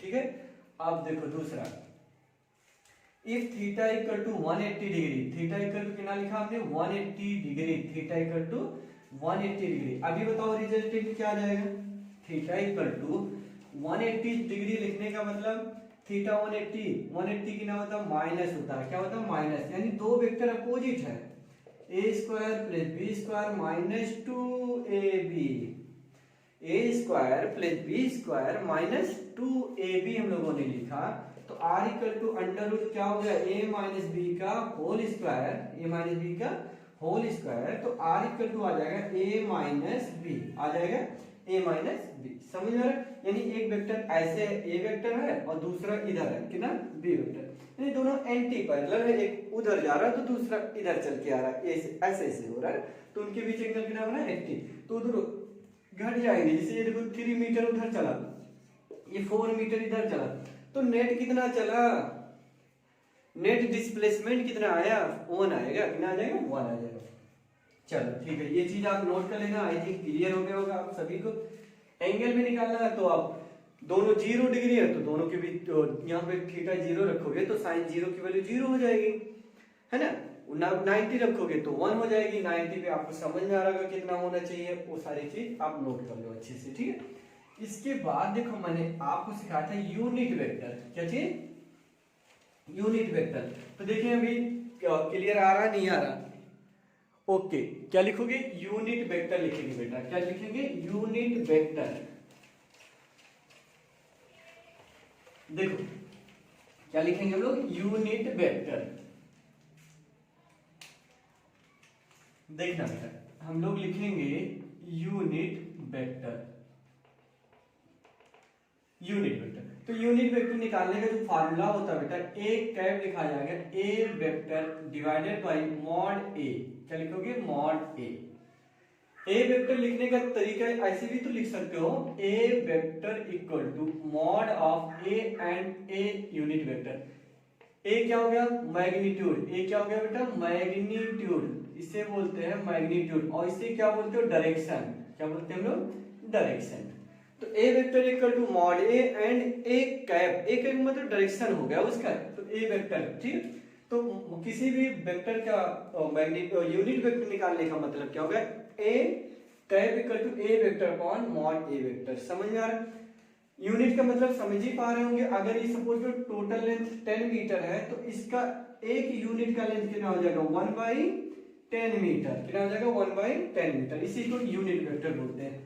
निकाले कैसे जाते हैं, देखो मान लो if A vector equal to 3i cap plus 2j cap, क्या चीज प्लस 2j कैप और प्लस के मान लो k कैप है। क्वेश्चन क्या पूछा जरा, find A cap, find unit vector of A का यूनिट वेक्टर आपको बताना है। तो सबसे पहले आप क्या करो मॉड ले लो। तो मॉड लेने का तरीका क्या होता है बेटा, आई के कोफिशिएंट का स्क्वायर, तो आई का कोफिशिएंट 3 है तो 3 का स्क्वायर, जे का 2 है तो 2 का स्क्वायर, 1 है तो 1 का स्क्वायर, ये ओवरऑल आ जाएगा आंसर, ये 9 हो जाएगा, ये हो जाएगा 4 हो जाएगा, ये हो जाएगा 1, ठीक। तो ओवरऑल ये कैलकुलेशन कितना है 14 आया, यानी मॉड ए आ गया 14। यूनिट वेक्टर निकालना है तो यूनिट वेक्टर कैसे निकालोगे, ए कैप इक्वल टू ये वेक्टर पहले लिख लोगे यानी 3i प्लस 2j और plus k vector divided by under root 14, ये ए वेक्टर का यूनिट वेक्टर मिल गया।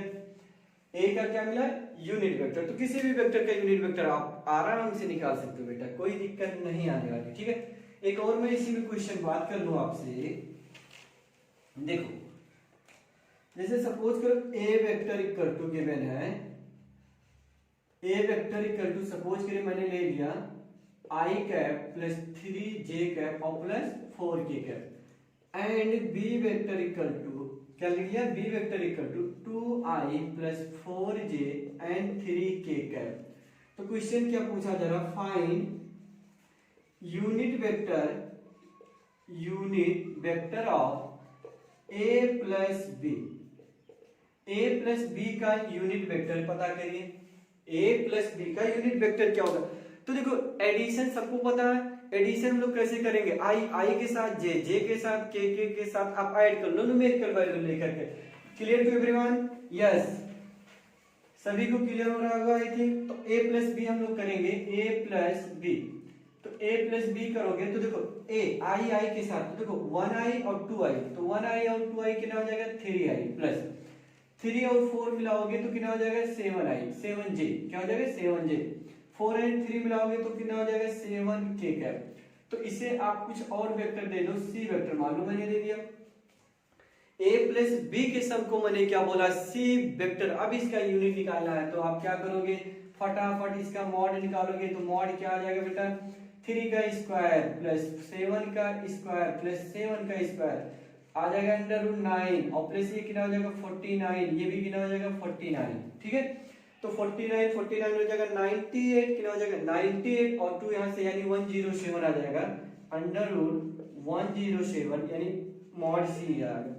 इसका यूनिट वेक्टर चाहिए तो सी का यूनिट वेक्टर हो जाएगा 3i प्लस 7j और plus 7k cap divided by under root 107, that is आपका फाइनल आंसर आ गया। आई थिंक क्लियर हो गया होगा सभी को यूनिट निकालने का। यूनिट में तो किसी को प्रॉब्लम नहीं आएगी guys, I promise with you, ठीक है। Are you getting? यस। चलिए आगे बढ़ते हैं नेक्स्ट टॉपिक। नेक्स्ट टॉपिक की तरफ क्या है, रिजोल्यूशन कैसे की जाती है, रिजोल्यूशन लिख सकते हो आप। नेक्स्ट क्या मैंने आपको बोला रिजोल्यूशन, यानी किसी वेक्टर को हम लोग रिजोल्व कैसे करते हैं, काफी इंपॉर्टेंट होता है रिजोल्यूशन, है ना। रिजोल्यूशन या कंपोनेंट भी बोलते हैं। कंपोनेंट कैसे बनाया जाता है, कंपोनेंट क्या लिखोगे कंपोनेंट। देखिए कंपोनेंट काफी इंपॉर्टेंट टॉपिक होता है, हर टॉपिक में हम लोग का इसका यूज करना पड़ता है। कोई भी टॉपिक पढ़ रहे हैं, एनालॉग पढ़ रहे हैं, न्यूटन लॉ ऑफ मोशन पढ़ रहे हैं, या कोई भी टॉपिक हम लोग डिस्कस कर रहे हैं तो कंपोनेंट का काफी इंपॉर्टेंस यूज होता है बेटा। देखो मान लो आपके ये मान लिया हमने एक्स एक्सिस है, ये क्या बेटा वाई एक्सिस है, यहां से कोई वेक्टर है आर, मान लो आर, ये एंगल सबटेंस करा थीटा, ठीक है। तो यहां मैं ए ही ले लिया, तो ए वेक्टर का एक्स डायरेक्शन में कंपोनेंट क्या होगा, तो आराम से आप निकाल सकते हो। जैसे सपोज करो कॉस थीटा, इधर मैंने मान लिया ए वाई, यानी ए का एक्स के अलोंग क्या होगा एंड वाई के अलोंग क्या होगा। तो एक्स के अलोंग जैसे मान लो कॉस थीटा क्या होता है बेटा base upon hypotenuse, base upon hypotenuse. तो बेस क्या है ए एक्स अपॉन हाइपोटेनियस क्या है ए, तो ए एक्स इक्वल टू आ गया ए कॉस थीटा, क्या आ गया ए कॉस थीटा, यानी यहाँ पे आ जाएगा ए कॉस थीटा आ जाएगा। आप साइन ले लो, साइन थीटा इक्वल टू होता है परपेंडिकुलर अपॉन हाइपोटेनियस, तो ए वाई आ जाएगा ए साइन थीटा, कितना आ जाएगा ए साइन थीटा आ जाएगा, कितना आ जाएगा ए साइन थीटा। तो यहाँ पे आप लिख लो A Y equal to A sine theta, यानी सिंपल से ये समझो थीटा के जो अपोजिट होगा वो साइन थीटा में आ जाएगा और जो उसके बेस में होगा वो कॉस में आ जाएगा, ए कॉस थीटा और ये हो जाएगा ए साइन थीटा। तो ये काफी इंपॉर्टेंट टॉपिक था छोटा सा, आप लिखना भी चाहो तो आप लिख सकते हो बेटा ए वेक्टर इक्वल टू क्या चीज, A vector equal to A X I cap, A X I cap A Y J cap, या ये भी तो लिखा जा सकता है A sine theta, A sine theta, पहले कॉस लिख लो, पहले आई वाला है ना, तो A cos theta I cap plus B sine मतलब A sine theta J cap, A sine theta J cap. समझ में आ रहा है, यानी ए वेक्टर, वेक्टर फॉर्म में आपको लिख सकते हो ऐसे, वेक्टर फॉर्म में क्या लिखोगे ए cos theta I cap A sin theta, resultant निकालने का तरीका वही, फिर वही पहुंच जाओगे आप। देखो आगे मैं इसको सिखा भी दे रहा हूं आपको अच्छे से, मॉड ए लिखो या ए लिखो, बात देखिए अंडर रूट ये चीज फिर आ जाएगा ए cos थीटा यानी स्क्वायर हो जाएगा प्लस ए sin स्क्वायर थीटा। देखो फिर वही चीज आ रहा कि नहीं आ रहा, यहाँ आ गया ब्रैकेट में sin square theta plus cos square theta जिसकी वैल्यू 1 होती है, तो अंडर रूट ए स्क्वायर यानी मतलब ए, देखो वही चीज मिल गया आपको, यस। तो कंपोनेंट का मतलब ये होता है जो रिजल्टेंट मिला है, रिजल्टेंट की ये बात में नहीं पता है कि x के अलोंग क्या रहा होगा वैल्यू, y के अलोंग क्या रहा होगा, तो कंपोनेंट्स बनाने से पता चल जाता है कि इसका x कंपोनेंट ये था एंड y कंपोनेंट ये था, तभी वो रिजल्टेंट बन के आया है। Are you getting? यस। चलो नेक्स्ट आगे बढ़ते हैं हम लोग। एक मैं छोटा सा देखिए और क्लियर करूं, जैसे सपोज करिए बेटा इधर मान लो 2 न्यूटन का फोर्स है, इधर 3 न्यूटन का फोर्स है, इधर मान लिया मैंने F इक्वल टू ये ऐसा, इधर 2 फोर्स है, नहीं मतलब एक ही फोर्स है, ये ऐसा है, ये एक्स एक्सिस है और ये वाई एक्सिस है, ये एक्स एक्सिस, ये वाई एक्सिस और ये एक्स एक्सिस। इधर F इक्वल टू लग रहा 5 न्यूटन फोर्स, कितना लग रहा बेटा 5 न्यूटन के फोर्स लग रहे हैं। और ये हमने कंसीडर कर लिया, क्या कंसीडर कर लिया, कंसीडर कर लिया इधर जो थीटा एंगल है ये 30 डिग्री है, कितना बेटा 30 डिग्री है। तो इसका रिजल्टेंट कितना रहा होगा, इधर x के अलोंग कितना रहा होगा एंड y के अलोंग ही क्या रहा होगा, x के अलोंग एंड y के अलोंग क्या रहा होगा। सिंपल सा कंपोनेंट हम लोग बनाएंगे, कैसे बनाओगे, देखो ऐसे करोगे तो इधर का कंपोनेंट आ जाएगा यानी एफ एक्स के अलोंग आ जाएगा आपका 5 into cos 30 degree, cos 30, 5 cos 30 की वैल्यू √3/2 यानी आंसर आ जाएगा 5 √3/2। इधर का कंपोनेंट हो गया एफ वाई, क्या लिखोगे 5 sin 30, 5 sin 30 यानी 5/2, ये आंसर आ जाएगा। यानी इधर इतना न्यूटन हो जाएगा इसका और इधर कितना हो जाएगा 5/2 न्यूटन। तो कंपोनेंट्स का मतलब ये हो जाता है कि x के अलोंग उसकी वैल्यू इतनी रही होगी एंड y के अलोंग उतनी वैल्यू रही होगी। तो कंपोनेंट क्लियर, ओके आगे चलते हैं हम लोग, फटाफट देख लो सारी चीजें आज के लेक्चर में हम लोग कवर करेंगे गाइस, काफी इंपॉर्टेंट लेक्चर होने वाला है, ठीक है।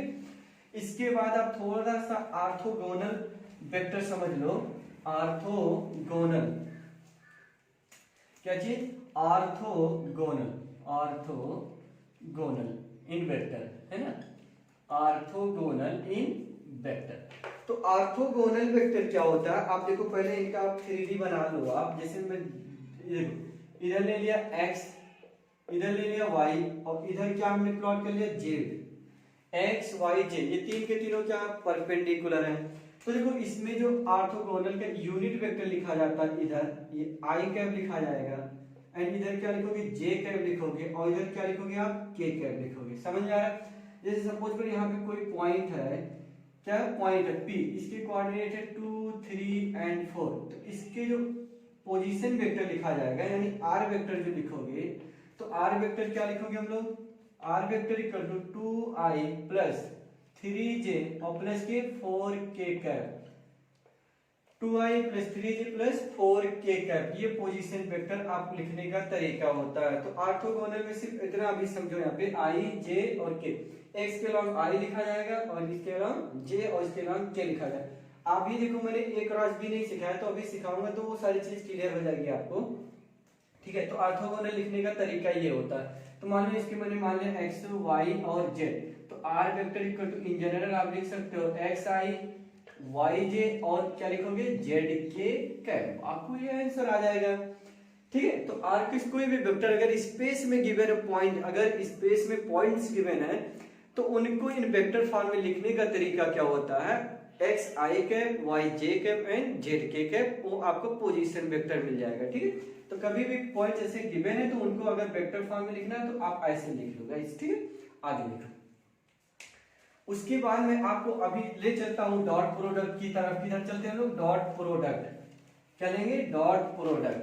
मैंने आपको बताया था कि प्रोडक्ट यानी multiply vector, multiplying of vector, multiplying of vector, vector का मल्टीप्लीकेशन मैंने आपको ये बता रखा था, अगर नहीं याद है आपको तो चलो फिर से मैं बताता हूं। सपोज करिए इसके पहला मैंने बताया आपको कि scalar into vector, scalar into vector आपको हमेशा क्या मिला, सपोज करो वेक्टर मिला, क्या मिला बेटा वेक्टर मिला। दूसरी बात मैं ये बोल सकता हूं कि vector into vector, vector into vector, ये आपको क्या मिला स्केलर मिला। एंड थर्ड वन ये बोल सकता हूं कि vector into vector, vector into vector, आपको फिर क्या मिल गया वेक्टर मिल गया, ठीक है। इसका मतलब ये हो गया स्केलर इनटू वेक्टर का मतलब, जैसे सपोज करो a वेक्टर इक्वल टू ले लिया 3i plus 4j, 3i plus 4, अगर इसमें मैं 4 से बोथ साइड मल्टीप्लाई कर लिया यानी स्केलर किसी क्वांटिटी से मल्टीप्लाई किया 4a वेक्टर इक्वल टू, तो 4 का इसमें भी करोगे तो 12i प्लस 16j वेक्टर, समझ में आ रहा है। तो ये अभी भी तो वेक्टर रहेगा, है ना। तो ये पहला हो गया स्केलर इनटू वेक्टर, हमेशा क्या मिल जाएगा आपको वेक्टर मिल जाएगा, ठीक है।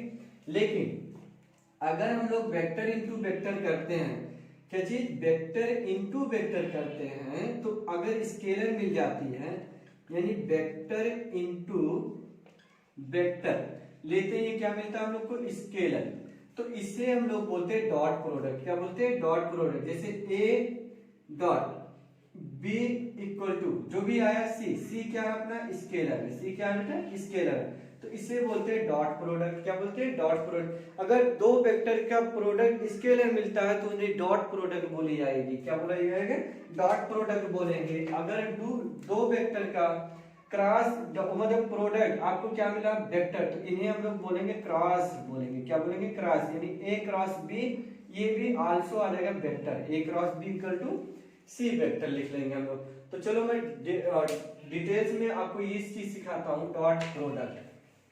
तो हेडिंग लिखेंगे आप लोग डॉट प्रोडक्ट। क्या लिखोगे, डॉट प्रोडक्ट। क्या लिखेंगे हम लोग, डॉट प्रोडक्ट। तो चलो लिखते हैं डॉट प्रोडक्ट, डॉट प्रोडक्ट। जैसे सपोज करिए बेटा टू वेक्टर्स अपना, ये ए वेक्टर ले लिया हमने और ये ले लिया आपका बी वेक्टर, और ये एंगल कितना सबटेंस कर रहा है, थीटा डिग्री। कितना डिग्री, थीटा डिग्री। तो इन दोनों वेक्टर के जब डॉट लोगे, ए डॉट बी, ये लिखा जाएगा mod A mod B into cos theta. Theta क्या होगा, angle between A and B. तो A dot B equal to mod A mod B into cos theta. समझ में आ रहा है। अगर ये देखो यहाँ पे ये वेक्टर मैंने ये दिया होता है ए वेक्टर, और इधर दे दिया आपका बी वेक्टर, और ये एंगल सबटेंस कर रहा थीटा, तो क्या ये एंगल यहाँ पे रखेंगे, नहीं, ये एंगल नहीं रखा जाएगा, आपको ये रखना पड़ेगा। ये बी वेक्टर का ये एंगल जो बचा आपका 180 माइनस थीटा, यानी इसके अकॉर्डिंग जो आएगा अपना mod A and mod b, यहाँ पे आप लिखोगे cos 180 माइनस थीटा, ये लिखा जाएगा एंगल। समझ में आ रहा है, 180 माइनस थीटा। कभी गड़बड़ मत करना, एंगल हम लोग टेल टू टेल ही मेजर करेंगे, ठीक है। ऐसा यहाँ लोगे तब सही होगा, ठीक है। अभी देखो ए डॉट बी निकालने का तरीका क्या होता है बेटा। मान लीजिए ए वेक्टर गिवन है A X I cap, A Y J cap and A Z के cap, and B vector equal to given है बेटा B X I cap, B Y J cap and B Z के cap, ऐसा लिखा हुआ है। A vector equal to ये और बी वेक्टर इक्वल टू ये लिखा हुआ। तो इनको निकालने का तरीका क्या होता है आप समझिए, अभी आराम से समझिएगा सभी लोग, ध्यान देना बेटा। ए डॉट बी आपको समझ में आएगा, ए बी कॉस थीटा होगा। तो निकालने का सिंपल सा तरीका ये होता है, ए डॉट बी क्या लिखोगे, ए dot B equal to A की वैल्यू रख लो A X I cap, A Y J cap और ए जेड के कैप। आपने यहाँ पे क्या लिखा, डॉट लिखा, ठीक है। बी की वैल्यू उठा के रख लो B X I cap, B Y J cap and B Z के कैप। अभी देखो इसका इसके साथ मल्टीप्लाई करोगे यानी आ जाएगा ए एक्स इंटू बी एक्स, और क्या लिखोगे I dot I, I dot I, ठीक है, प्लस बाकी देखो इसका इसके साथ भी लोगे यानी ए एक्स बी वाई, और यहाँ पे क्या लिखोगे आप लोग आई डॉट जे। क्या लिखेंगे हम लोग, आई डॉट जे। ऐसे देखो मैं एक ही लिखूंगा, बाकी आप समझा दे रहा हूं। ए एक्स बी जेड क्या लिखेंगे आई डॉट के, आई डॉट के, आई डॉट के। तो आप बताओ मेरे को, अभी ऑर्थोगोनल मैंने बताया, ये एक्स एक्सिस है और ये वाई एक्सिस है और ये क्या है, जेड एक्सिस है। ये तीनों परपेंडिकुलर है, आई जे एंड के। तो देखो आई डॉट जे लेंगे, आई डॉट जे, तो आई डॉट जे करोगे तो उनके बिटवीन एंगल कितना बना, 90 डिग्री। कितना बना, 90 डिग्री। आई डॉट के लेंगे, उनके बिटवीन एंगल कितना बनेगा, 90 डिग्री। इनके बीच बात करें तो एंगल कितना बनेगा, 90 डिग्री। यानी आई डॉट जे, आई डॉट कितना होगा, कितना होगा, आई डॉट जे। तो आई डॉट जे देखो, ये देखना बेटा, i dot j equal to i dot j करोगे तो mod i and mod j into cos 90, cos 90 की वैल्यू 0। यानी सिंपल से ये समझना, अगर डिफरेंट है आई जे है या जे के है, के आई है, तो उन सब का प्रोडक्ट हमेशा क्या होगा, 0 हो जाएगा। क्या हो जाएगा, 0 हो जाएगा। तो आप समझिएगा यहाँ पे ये पूरा 0 हो जाएगा, ये भी क्या हो जाएगा, 0 हो जाएगा। और आई डॉट आई तो दोनों के बीच कोण 0, cos 0 की वैल्यू 1, और आई आई यूनिट है तो 1 हो जाएगा। तो यानी समझ में आया अपने को कि ए आई के साथ गुणा करा ले एंड बी के साथ करा ले, तो ए वाई बी वाई और प्लस के के साथ करा ले तो ए जेड एंड बी जेड। ये आपका फाइनल आंसर आ जाएगा। फाइनल आंसर आपका मिल जाएगा। दो वेक्टर का डॉट प्रोडक्ट ले लो तो ए एक्स बी एक्स ये चीज हम लोग को मिल जाएगी। समझ में आया डॉट निकालने का तरीका? ओके। इसके बाद इसी में पूछा जाता है कि एंगल कैसे निकालोगे आप। एंगल, तो एंगल निकालने का तरीका cos थीटा, क्या लोगे? cos theta equal to a dot B, क्या लिखोगे? ए dot b divided by mod A and mod b. cos theta equal to mod A and mod b. cos theta equal to mod A and mod b. अरे वही है यार, पिछला जो अभी हम लोगों ने बात किया, क्रॉस मल्टीप्लाई कर लो वहीं से आपको क्या मिल जाएगा? cos theta. तो cos थीटा निकालने का तरीका क्या है? cos theta equal to a dot b divided by mod a and mod b। Mod लेने का तरीका अभी मैंने आपको सिखाया गाइस। तो मॉड देखो लेते हैं, आइए चलते देखते हैं मॉड क्या आ जाएगा। तो मॉड a का मॉड लोगे तो a का मॉड क्या आ जाएगा? बोलो, अंडर रूट a x का स्क्वायर, a y का स्क्वायर एंड a z का स्क्वायर। ऐसे मॉड बी आप ले लोगे तो मॉड बी आपको मिल जाएगा बी एक्स का स्क्वायर, बी वाई का स्क्वायर एंड बी जेड का स्क्वायर। तो मॉड देखो दोनों का निकाले मैंने। एंगल अभी देखो मिल गया नहीं मिल गया? ए डॉट बी, ये सारी चीजें आपको मिली। A X B X, A Y B Y, और यहाँ पे क्या लिखोगे? A Z B Z divided by under root. अब यहाँ पे फाइट स्टार्ट होती है। Under root A X square plus A Y square plus A Z square, ये लिखा अंडर रूट। फिर अगला अंडर रूट क्या आया है? B x square plus b y square plus b z square. तो देखो cos थीटा इक्वल टू हम लोग को मिल गया, रिजल्ट मिल गया। cos थीटा इक्वल टू क्या आ जाएगा? ये तो किसी भी वेक्टर का एंगल निकालने का ये सिंपल सा फार्मूला आप लगा करके एंगल निकाल सकते हैं। 2 नंबर आपका क्लियर हो जाएगा गाइस। ऐसे क्वेश्चन बहुत ज्यादा आते रहते हैं, ठीक है? आप नोट करो, एक मिनट न्यूमेरिकल वैल्यू दे करके आपको सिखाऊं। If A vector equal to 2i plus 3j और plus K k cap and B vector equal to i cap plus 2j cap plus 2k cap. तो क्या क्वेश्चन है? Find angle between a and b। Find angle between a and b। Find angle between a and b। a and b के बीच का कोण बताना है। तो देखो कैसे लगाओगे आप? a एंड b के बीच का कोण बताइए। तो a एंड b के बीच का कोण बताने के लिए सबसे पहले आप क्या करोगे? मॉड लोगे। ए वेक्टर का मॉड कितना आएगा? तो 2 का स्क्वायर प्लस 3 का स्क्वायर प्लस 1 का स्क्वायर। क्या लिखा हमने? 2 का स्क्वायर प्लस 3 का स्क्वायर प्लस 1 का स्क्वायर। तो अंडर रूट 2 का स्क्वायर 4, 3 का स्क्वायर 9 प्लस 1, ये आपको क्या मिल गया? Under root 14। ऐसे बी वेक्टर का मॉड लोगे तो बी वेक्टर का मॉड कितना आ जाएगा? 1 का स्क्वायर 1, 2 का स्क्वायर प्लस 2 का स्क्वायर। तो ये हो जाएगा 9। देखो 4 4 8 और 1 9, तो ये कितना आ जाएगा? 3 आ जाएगा। ए डॉट बी निकालना है तो ए डॉट बी भी निकालो। ए डॉट बी चाहिए तो आई के साथ, तो देखो 2 इंटू 1 तो 2 हो गया, प्लस 3 इंटू 2 6, 1 इंटू 2 2। तो देखो 6 2 8 2 10। तो ए डॉट बी कितना मिल गया? 10। क्या पता है आपको? cos थीटा इक्वल टू होता है a dot b divided by mod a and mod b। तो देखो a डॉट b आपको मिला 10, तो आपने लिखा 10 बटे a कितना मिला? 3 और b कितना मिला? मतलब वही a b। देखो आपको अंडर रूट 14। तो थीटा इक्वल टू आप ये भी लिख सकते हो cos इनवर्स 10 बटे 3 रूट 14। ये करेक्ट आंसर आ जाएगा। तो दो वेक्टर के बीच का एंगल निकालने का ये सिंपल सा फार्मूला लगा करके आप रिजल्ट पा सकते हो गाइस, ठीक है? आगे देखिए, एक छोटा सा और क्वेश्चन करते हैं। जैसे सपोज के लिए 2 वेक्टर्स गिवन है बेटा। इफ 2 वेक्टर्स है ना हैव यूनिट वेक्टर है ना। If two vector have unit vector, कैसा है? Unit vector and resultant also unit vector, resultant also unit vector. Find angle between A and find angle between them, find angle between them. समझो question क्या है, मैं आपको समझाता हूं। इसे r इक्वल टू बेटा अंडर रूट ए square plus B square plus क्या होता है 2ab cos थीटा। मैंने आपको सिखाया था r vector equal to under root A square plus B square plus 2ab cos theta.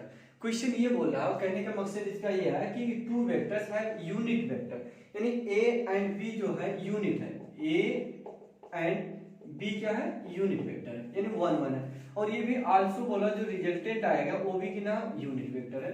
तो इनके बीच एंगल कितना होगा, तो r देखो 1 है इक्वल टू अंडर रूट, ये भी 1 का स्क्वायर 1 ही, 1 का स्क्वायर 1 ही प्लस 2, ये 1 इंटू 1 1 हो जाएगा इंटू cos थीटा हो जाएगा। 1 इक्वल टू अंडर रूट हटा भी सकते हो क्योंकि इधर 1 है, वर्ग करोगे दोनों तरफ रूट हट जाएगा, तो 2 हो जाएगा प्लस 2 इंटू cos थीटा। 2 को इधर ले आओगे तो -1 बचेगा इंटू 2 cos थीटा। तो यहां से आप बताओ मेरे को cos theta equal to -half, तो थीटा कब -हाफ होता है, जब 120 डिग्री होगा तभी तो होगा। कितना डिग्री होगा 120 डिग्री होगा, तो आपका जो समझ रहे थीटा इनके बीच कितना बनेगा 120 डिग्री, 120 डिग्री -हाफ होता है। ठीक है, नेक्स्ट क्वेश्चन देखिए। नेक्स्ट क्वेश्चन एक और इस पे कर रहा हूं मैं। नेक्स्ट क्वेश्चन ये है बेटा, जैसे सपोज करिए mod a plus B equal to mod a minus B. हमने लिख लिया mod a plus B equal to mod a minus B. Find angle between a and b, find angle between a and b। a and b के between angle कितना होगा, देखें अभी कितने लोग। Okay, find angle between a and b, तो a and b के between angle कितना आ जाएगा। अभी मैंने सिखाया कि दो वेक्टर का रिजल्टेंट निकालने का फार्मूला क्या होता है, under root a square plus b square plus 2ab into cos theta equal to under root, इसका निकालने का तरीका क्या होता है a square plus b square minus 2ab into cos theta. Both side क्या करिए वर्ग कर लो, बोथ साइड तो रूट हट जाएगा, a square plus b square plus 2ab cos theta, 2ab cos theta equal to इधर आ जाएगा a square plus b square minus 2ab into cos theta. क्या आ जाएगा -2ab into cos theta. a square b square इधर है, a square b square उधर है, इधर ले आ जाओगे तो 4ab cos theta equal to क्या आ जाएगा बेटा 0, इक्वल टू क्या होगा 0। तो cos थीटा इक्वल टू हो जाएगा 0, क्योंकि ए बी अपान नीचे आ जाएगा 0 हो जाएगा। तो थीटा इक्वल टू कब होगा, cos 0 कब होता है, जब थीटा आपका क्या हो 90 डिग्री। अगर थीटा 90 डिग्री है तो cos की वैल्यू कितना आ जाएगी, cos 0 हो जाएगी। ठीक है, cos 90 की वैल्यू 0 हो जाएगी। तो क्वेश्चन समझ में आया। ओके, ऐसे आप प्रैक्टिस करोगे इस सारे प्रॉब्लम को अच्छे से, इन दोनों फार्मूले को रिजल्ट्स को लेकर के। ठीक है, आगे देखिएगा डॉट क्लियर हो गया आपको। अभी मैं आपको क्रॉस बताऊंगा, क्रॉस प्रोडक्ट। ठीक है, क्रॉस प्रोडक्ट। थोड़ा सा मैं डॉट में पहले आपको क्लियर कर लूं, ध्यान देना बेटा। I dot I, J dot J and के डॉट के अगर है तो इसकी वैल्यू 1 आएगी। कितना आ जाएगी 1 आ जाएगी। बाकी अगर जो डिफरेंट होगा, तो डिफरेंट के लिए आप 0 लिख लेना, बाकी I dot I, J dot J, के डॉट के हमेशा कितना मिलेगा 1 मिल जाएगा। ठीक है, ये चीज आप समझ के रखना।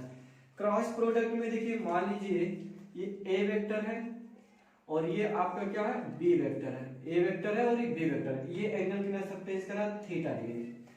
तो इनका क्रॉस लेना है आपको, ए क्रॉस बी। क्या लेना है, ए क्रॉस बी। तो ये होता है बेटा mod A into mod B into sine theta, mod A mod B into sine theta into N cap. N cap यहां से कहां आ गया भाई, एन कैप रिप्रेजेंट करता है डायरेक्शन। क्या बताएगा, डायरेक्शन। ए क्रॉस बी की डायरेक्शन बताएगा। देखो आप इसको डायरेक्शन निकालने के लिए आप दाएं हाथ का यूज करो। आप क्या करो, ए क्रॉस बी करो, तो ए से बी की तरफ लाओ तो अंगूठा जिधर जाएगा वो ए क्रॉस बी की दिशा हो जाएगी। तो देखो ए क्रॉस बी तो अंगूठा बाहर आ रहा है, तो ए क्रॉस बी की दिशा बाहर होगी, बी क्रॉस ए करोगे तो अंदर जा रही, तो यानी ए क्रॉस बी ये एन जो कर्व है डायरेक्शन बताता है, ये चीज याद रखना, ठीक है। अगर मैं यहाँ पे ऐसा लिखता बेटा बी क्रॉस ए, क्या लिखता बी क्रॉस ए, तो ये भी आपको मिलता, क्या मिलता A mod B into sine theta. अभी साइन थीटा की डायरेक्शन इधर होगी अंदर की तरफ, तो यहाँ पे आप क्या लिखोगे माइनस एन कैप। अगर इसको आप पॉजिटिव बाहर ले रहे हो पॉजिटिव, तो ये इसकी दिशा किधर होगी अंदर की तरफ होगी, यानी आप इसको ये भी लिख सकते हो minus mod A mod B into sine theta N cap. समझ रहे, माइनस डायरेक्शन बता रहा हूँ, उधर डायरेक्शन हो जाएगी, ठीक है। आप इसको अच्छे से नोट कर लो। अभी देखो बेटा, जैसे सपोज करो यहाँ पे हम लोग बात करें, ध्यान देना ऑर्थोगोनली में दिखाऊंगा आपको, ये x है, ये y है और ये क्या आपका z है, x y है z। आप यहाँ i कैप लिखा आपने और यहाँ j लिखा और यहाँ पे k लिखा। तो देखो अगर हम लोग यहाँ पे बात करें बेटा i क्रॉस i, जैसे सपोज करो i क्रॉस i का मतलब एक ही डायरेक्शन हो गया, तो उनके बीच में कोण कितना बना 0 डिग्री, कोई फायदा नहीं हुआ, ठीक है। i क्रॉस i होगा तो 0 हो जाएगा, j क्रॉस j होगा 0 हो जाएगा, k क्रॉस k होगा तो क्या हो जाएगा 0 हो जाएगा। ये चीज याद रखोगे के लिए, अगर i क्रॉस i है 0, j cross j 0, k cross k 0 हो जाएगा। अभी देखो यहाँ पे अगर मैं बात करूं i क्रॉस j, देखो जैसे मान लो यहाँ पे समझिएगा, मैंने ये ले लिया, ये ऐसे करके, जैसे मान लो ये आपका यहाँ पे देखो दिख रहा होगा, ये मान लो ये i हो गया और ये j है और ये क्या k, तो देखो i क्रॉस j की तरफ जा रहा है, i क्रॉस j, तो ये किसकी दिशा हो जाएगी k की दिशा हो जाएगा। आप इधर जा रहे हो, इधर आ रहे हो, इधर, तो इधर हो जाएगी, ठीक है। यानी मैं ये कहना चाह रहा हूं, आप सर्किल एक सर्किल बनाता हूं ऐसे ऐसे ऐसे, इससे आप लिख लो i और इससे क्या लिख लो j और इससे क्या लिख लो k। i क्रॉस j करोगे तो आपको k मिल जाएगा, यानी i क्रॉस j करोगे तो आपको मिलेगा k कैप, j और क्रॉस k करोगे, j क्रॉस k करोगे तो j क्रॉस k करोगे तो आपको मिल जाएगा i, and k cross i करोगे, k क्रॉस i तो आपको क्या मिल जाएगा j वेक्टर। तो ये याद रखना बेटा डायरेक्शन, ठीक है। आप ऐसे देखो ऐसे i से j की तरफ करो, i से j तो किधर मिल जाएगा k मिल जाएगा। अभी देखो j से k की तरफ आओगे, j से k या j से इधर जाओ तो उधर माइनस k हो जाएगा, समझ में आ रहा है।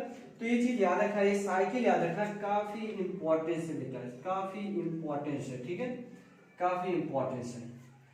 i j k इनका क्रॉस प्रोडक्ट, तो अभी देखो मैं क्वेश्चन आपसे छोटे छोटे कराऊंगा गाइस, तो क्लियर हो जाएगी आपको सारी प्रॉब्लम क्लियर हो जाएगी इससे। तो a क्रॉस b समझ में आ गया, क्या होता है mod a mod b sine theta into n cap. Screw नियम से पता कर सकते हो डायरेक्शन, ठीक है। अभी देखो ये कम्यूट नहीं करता, जैसे सपोज करो a क्रॉस b ये नॉट इक्वल टू माइनस, मतलब b क्रॉस a, अगर करना है इक्वल तो आपको यहाँ पे माइनस लगाना पड़ेगा क्योंकि उसकी डायरेक्शन अपोजिट हो जाएगी। अभी ठीक है ना, a cross b minus b cross a, अभी ठीक है, ठीक है। ये चीज नोट कर लेना आप अच्छे से। अब देखो a क्रॉस b निकालने का तरीका क्या होता है बेटा, a cross b, a cross b, जैसे सपोज करो a वेक्टर दिया, मैं लिख दे रहा हूं a x i cap, a y j cap and a z k cap, और यहाँ पे लिखा है बेटा b vector equal to b x i cap, b y j cap and b z k cap. तो a क्रॉस b निकालने का तरीका क्या होता है, आप एक डिटर्मिनेंट बना लो, क्या बना लो डिटर्मिनेंट, इधर लिख लो i, इधर लिख लो j और इधर क्या लिखोगे k vector, i j and k। अभी देखो i j k लिखा, फिर यहाँ पे आप लिख लो ax ay एंड यहाँ पे az, और यहाँ पे आप लिख लो bx by एंड bz, आपने लिख लिया, ओके। फिर देखो इसको सॉल्व करने का सबसे आसान तरीका क्या, देखो अल्टरनेट लिखो, प्लस माइनस प्लस अल्टरनेट, तो i प्लस है तो आप इक्वल लगाओ plus i cap, equal breaker लगाओ, अब देखो ये लिखने का तरीका, इसके नीचे सामने को छोड़ो, बहुत आसान तरीका। इसके जो आई ले लिया, आई के नीचे को छिपा लो और सामने वाले के छिपा लो। तो इसके सामने को छिपाया, नीचे को छिपाया, तो बचा देखो a b z, a Y b z. देखो पहले आप ऊपर से आओगे ऐसे, फिर जाओगे ऐसे। जब ऊपर से नीचे आओगे तो प्लस में लिखोगे, जब नीचे से ऊपर जाओगे तो लिखोगे माइनस, यानी बी वाई ए जेड। समझ में आया? फिर देखो प्लस होगा, फिर माइनस जे है, तो यहाँ पे लिखोगे माइनस जे। अब देखो यहाँ पे देखो, अब इसके नीचे सामने, इसके नीचे और सामने को छुपाओ, तो ये बचा ए एक्स बी जेड। तो आप यहाँ पे लिखो A X B z, A X B Z, और फिर बी एक्स माइनस लगाओगे ना, नीचे से ऊपर जा रहे हो, तो यहाँ पे लिखोगे b x and A z. Plus के क्या लिखोगे के, यहाँ देखो प्लस है तो के लिखा। इसके नीचे और सामने को छुपाओ, तो ए एक्स बी वाई, क्या लिखो A X B Y minus B X A Y, क्या लिखोगे बी एक्स ए वाई। ये किसी भी वेक्टर का क्रॉस निकालने का सिंपल सा रूल है, समझ में? इस रूल से आप एक क्रॉस भी आसानी से निकाल सकते हो कोई भी वेक्टर का, ठीक है? आप इसको नोट कर लो अच्छे से, मैं एक न्यूमेरिकल डेटा देके क्लियर कराऊंगा आपको, ठीक है? चलो नोट कर लेना अच्छे से। If A vector equal to 2i plus 3j और plus k 4k cap and B vector equal to, suppose करिए गिवन है बेटा i cap plus 2j cap और प्लस 3k कैप। क्वेश्चन क्या है? ए क्रॉस बी बताइए। Question क्या है? A cross b. तो ए क्रॉस बी निकालने का तरीका अभी मैंने आपको सिखाया। आप यहाँ पे आई लिखो, यहाँ पे जे लिख लो और यहाँ पे क्या लिख लो के।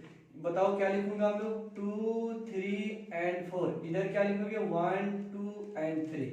चलो ओपन करते हैं इसको। आप इसको मैं इरेज कर दो पहले। बताओ कैसे निकालेंगे? अभी देखो सभी लोग को आई थिंक क्लियर होगा। आई इसको नीचे छिपाया, इसको छिपाया, तो 3 त्रिका 9, 2 चौक 8, तो -8 माइनस जे। इसको छिपाया, इसको छिपाया, 2 तिहाई 6, 1 चौके 4 प्लस के वेक्टर। इधर छिपाओ, इधर छिपाओ, तो 2 दूना 4 -3। कितना बचेगा बेटा? 8 9 में से 1 8, बताओ 8 गया तो 1 बचा। इधर बताओ 2 बचेगा तो वो भी माइनस जे हो जाएगा। इधर 1 बचेगा तो प्लस के आ जाएगा। फाइनल आंसर आ गया हम लोग का, ठीक है? तो ए क्रॉस भी आसानी से हम लोग निकाल सकते हैं इस मेथड से, ठीक है? चलो आगे देखो, नोट कर लो अच्छे से। अभी देखो कुछ और सारी इंफॉर्मेशन, बहुत सारी चीजें इसमें आपको सीखना है। अभी देखिए मैं शॉर्ट नोट्स है, मैंने वीडियो में पहले ही बोला था, हम लोग एक रिवीजन कर रहे हैं, थोड़ा स्पीड रहेगी। उस अगर थोड़ी डाउट आ रही होगी तो वो वीडियो जाके आराम से पॉज कर करके देख लीजिए, सारी चीजें क्लियर हो जाएगी। आई थिंक मैं ज्यादा फास्ट भी नहीं चल रहा हूँ, आपको क्लियर होता रहा होगा। और इसमें वर्क भी पूछा जाता है बेटा, वर्क निकाला कैसे जाता है? वर्क इक्वल टू हम लोग को पता है बेटा कि क्या होता है, force into displacement, force into displacement, वो भी in the direction of force, in the direction of force. तो यहाँ पे मैं सिर्फ फार्मूला लिख दे रहा हूं, आप समझ लीजिएगा। तो W इक्वल टू हो जाएगा f s into cos theta, f s into cos theta, यानी W equal to f dot s लिखा जाएगा। क्या लिखा जाएगा? F dot s. क्या लिखा जाएगा? F dot s. जैसे सपोज करिए किसी पार्टिकल पे फोर्स लग रहा है बेटा 2i plus 3j and k Newton का फोर्स एक्ट हो रहा है, और उसका जो डिस्प्लेसमेंट गिवन है पार्टिकल का, डिस्प्लेसमेंट गिवन है 3i एंड j और k कैप। तो क्वेश्चन क्या पूछा था? Find work done, find work done. तो देखो W इक्वल टू i के साथ, तो 2 तिहाई 6, 3 एकन्यम 3 और 1 एकन्यम 1, तो कितना हो गया? 10 जूल वर्क करना पड़ रहा होगा। तो वर्क निकालने का तरीका क्या होगा? एफ डॉट एस ले लूंगा, आंसर आ जाएगा, ठीक है? आगे देखो, इसमें टॉर्क कभी कभी पूछा जाता है कि टॉर्क बताइए, क्या होगा? टॉर्क। तो देखो टॉर्क निकालने का तरीका क्या होता है? Force into perpendicular distance. मैं पहले लिख दूं heading, torque. Torque equal to होता फोर्स इंटू कौन सा डिस्टेंस? परपेंडिकुलर डिस्टेंस चाहिए इनको, परपेंडिकुलर डिस्टेंस। तो देखो टॉर्क निकालने का तरीका ये होता है बेटा, टाउ वेक्टर क्वांटिटी होती है, लिखा जाता है आर क्रॉस एफ। क्या लिखोगे? R cross f. क्या लिखा जाता है? R cross f. जैसे किसी पार्टिकल पर ये देखो, मान लो ये है आपका ऐसे, और इस पे इधर फोर्स लगाया जा रहा है ऐसे, ये कितना है? आर, और ये कितना है? F vector. ठीक, और इसका डिस्प्लेसमेंट जो है वेक्टर मैं दे रहा हूं आई 2j एंड 3k का। क्वेश्चन पूछा जाए टॉर्क बताओ और अबाउट हो, देखो ये ऐसे है, कभी यहाँ गया, ये कुछ देर के बाद यहाँ पे ऐसे आ जाएगा, ऐसे ये ऐसे, फिर ऐसे, ये घुमा रहा ना इसको ऐसे, टॉर्क। तो टॉर्क पूछा गया, टॉर्क इक्वल टू होता है फोर्स इनटू परपेंडिकुलर डिस्टेंस। तो आर क्रॉस एफ कैसे निकालोगे आप? अभी मैंने आपको ए क्रॉस भी बताया था ना, इसको आप ओपन कर लीजिएगा, आई और ये जे और ये क्या हो गया के, 2 3 1 2 3 1 1 2 3 1 2 3।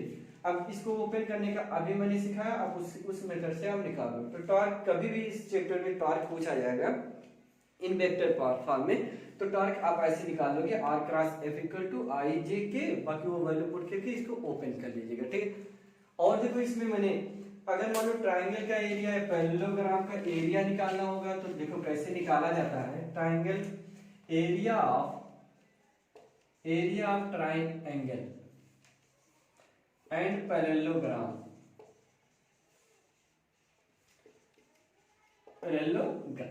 ठीक है। ये देखो एरिया निकालना होगा तो आप क्या कैसे निकालोगे? मान लो ये ए वेक्टर है और ये आपका क्या है? बी वेक्टर है। ये ऐसा आपने, ठीक है। तो एरिया ऑफ ट्राइंगल निकालने का सिंपल सा फार्मूला क्या होता है? एरिया ऑफ ट्राइंगल का एरिया निकालने के लिए फार्मूला क्या यूज करोगे? ध्यान देना बेटा, अगर मैं इस चीज को ऐसे ज्वाइन कर लूं, इस चीज को मैं ऐसे ज्वाइन कर लूं, तो जो ये पैरेललोग्राम है या इसको ऐसे प्लेट बना, इसका एरिया a/2 हो जाएगा, ये भी एरिया कितना हो जाएगा? a/2। टोटल का एरिया कितना हो जाएगा? a/2 हो जाएगा। तो इस चीज का एरिया पहले हम लोग कैसे निकालेंगे, पहले ये चीज समझिएगा। यानी हमें एरिया चाहिए, यानी इस चीज का एरिया चाहिए हम लोग को, इसका। तो एरिया निकालने के लिए सबसे पहले आप क्या करो, यहाँ पे लंब डाल दो। क्या डाल देंगे? लंब डाल दीजिए आप, ठीक है। क्या करेंगे? लंब डाल देंगे। तो बताओ ये अगर ये एंगल कितना सब्टेंस करा? थीटा, तो बी का इधर एक कंपोनेंट आ जाएगा बी साइन थीटा। क्या आ जाएगा बेटा? बी साइन थीटा आ जाएगा, और नीचे वाला कंपोनेंट आ जाएगा बी cos थीटा आ जाएगा। तो देखो इस त्रिभुज मतलब ये पूरे का रेक्टेंगल का एरिया निकालने का तरीका क्या हो जाएगा बताओ? एरिया, अगर हम लोग बात करें एरिया, यहाँ पे मैं लिखता हूं एरिया इस पूरे ट्रायंगल को लिखेंगे तो हम लोग क्या लिखेंगे? a इंटू बी लिखा जाता है, यानी लेंथ इंटू बी। तो लेंथ अगर ये बात करो तो ये a है, a इंटू ये हाइट कितना हो गया? b sine theta. क्या हो गया? b sine theta. तो इस चीज को हम ये भी तो लिख सकते हैं a क्रॉस b। क्या लिख सकते हैं? a cross b। तो पैरेललोग्राम का एरिया हम लोग को मिल जाएगा आराम से। यस, देखो आप खुद ही समझिए, ये लेंथ है a और ये चीज क्या है आपका? b sine theta. ये चीज क्या है? b sine theta. देखो ये लंब इसका जो स्लैंट लैंड ये है, तो ये b साइन थीटा, ये b साइन थीटा। तो एरिया क्या हो जाएगा? This side into this side. तो ये देखो a cross b sine theta लिखा है, a into b sine theta मतलब, तो इसे लिखा जा सकता है a क्रॉस b साइन। ये हो गया एरिया पैरेललोग्राम का एरिया हो गया, ठीक। ट्राइंगल इसका आधा हो जाएगा। देखो यहाँ पे ऐसे हम लोग कर ले तो आधा एरिया ये हो जाएगा, आधा एरिया हो जाएगा। तो एरिया ऑफ ट्राइंगल, तो area of triangle 1/2 mod a cross b लिख लो, ठीक है। मॉड a क्रॉस b, ये आपका फाइनल आंसर आ जाएगा, ठीक है। तो चलिए गाइस, आज के लिए मैं इतना ही रखता हूं। आई थिंक पूरा होल सिलेबस हम लोगों ने कवर कर लिया। एक चीज इसमें बच रहा, sine rule and sine rule थोड़ा एडिशनल होता है। अगर आपको चाहिए तो आप वीडियो में जरूर कमेंट करिए, उसका भी मैं एक्सप्लेनेशन एक छोटी सी वीडियो बना करके आपको दे दूंगा गाइस। तो चलिए, बेस्ट ऑफ लक, आप अच्छे से पढ़ते रहिए। एक छोटी सी कहानी मैं लास्ट में और करता, कर दिखाओ कुछ ऐसा कि दुनिया करना चाहे आपके जैसा गाइस।